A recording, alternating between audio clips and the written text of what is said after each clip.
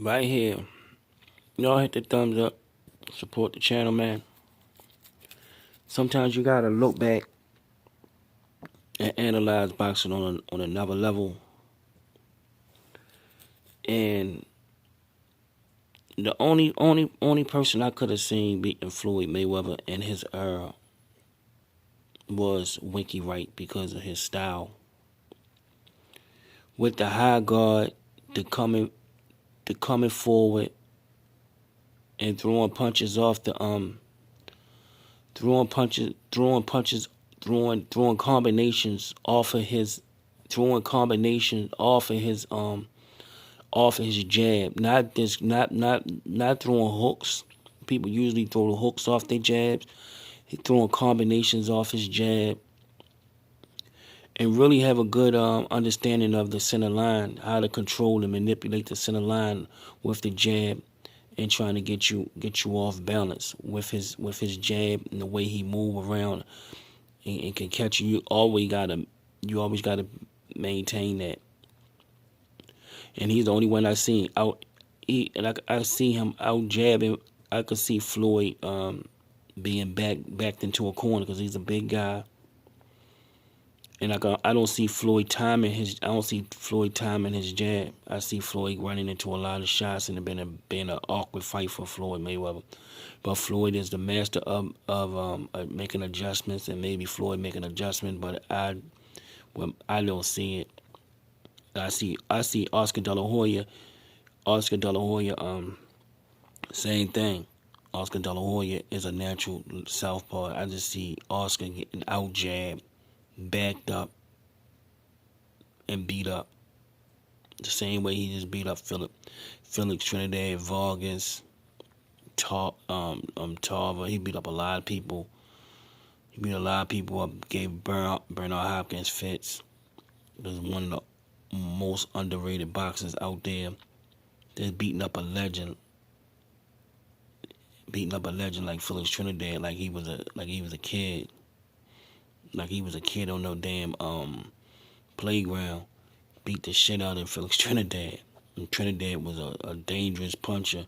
Bernard Hopkins had to fight a very technical fight and beat him. Bernard Winky just went in there and demolished him, even though this after what Bernard put the destruction on him, but he was dangerous. He was still dangerous. Felix Trinidad was still dangerous, but Winky just played with him. It's because it's because of the center line. The way he manipulate the center line is crazy. How you can be off the center line, and he will make a little slight movement to put you right back off balance before you get yourself back and before you line yourself back up. He's throwing combinations, catching you with combinations. He's the master of that.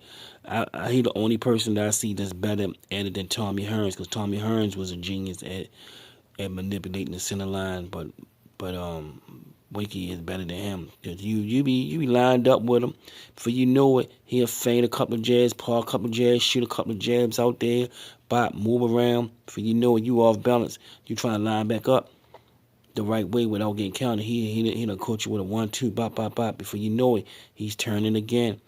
He's the master of controlling that center line, man. I believe Oscar avoided him like the plague, and I believe Floyd Mayweather avoided him because of these reasons. That jab, the constant jab. Listen to what I'm saying. He paused with the jab. He shoots the jab to the body. He feints. He backs up. He keeps good range, good leverage. And he's not like a rhythmic. He's fighting a real awkward rhythm. He's fighting a real awkward rhythm. You never can get his timing down. You never can get a beat on what he's doing. Before you know it, he's throwing combinations off of the jab. Combinations, not punches, but combinations off of the jab. Where you gonna get hit with 3 and 4 shots. Where you don't know where he's really at. He changes levels. He's feinting. He's probing. He's shooting combinations. He also constantly popping that jab all from a southpaw stance. That's why Floyd avoided all that. Was very complicated. And plus, he had a chin on him. He had a fucking beard on him. He had a hell of a chin. Could take a hell of a shot to the head and to the body. And he always working. I believe Floyd probably would have ran. And Floyd was in tremendous shape, but I just see Floyd getting beat up bad, beat up. Not just lose, but beat up. I see Oscar jabbing with him, but I also see Oscar getting tired because Oscar runs out of gas on the 7th, 8th round. And I see Winky coming on strong, beating Oscar up too. And this is the only fighter that I seen, Oscar and Floyd. The only fighter that Oscar that fought in both of their eras. He fought in Floyd era, and he was calling out all those motherfuckers. Shane Mosley gave him. He beat the shit out Mosley twice. He beat Mosley better than Vernon Forrest did. Gave Bernard a hell of a fight. Bernard kept cheating. Bernard had to keep cheating, trying to headbutt him and everything. He was a tough fighter. Look how he just went under with that uppercut. That's off the center line. Because at time you sitting up there, you trying to stay lined up and trying to stay on balance. Before you know it, he pop out a jab, make a little lateral movement. By the time you line up, he hitting you with a combination. Bop, bop, bop, bop. He got his guards. By the time you throw some shots at him, he got that crazy high guard. Gloves just bouncing, punches just bouncing off that high guard. Before you know it, he pops some more jabs out there. Bop, bop, bop, bop. Feinting, probing, moving around, controlling, staying out of range, in and out of range. Crazy ass rhythm, very hard, difficult fighter. That's is why Floyd Mayweather and Oscar De La Hoya avoided this guy. This is a little boxing history, man. Y'all looking at a legend and one of the greatest fighters out there, Ronald Winky Wright. Hit that thumbs up, support the channel.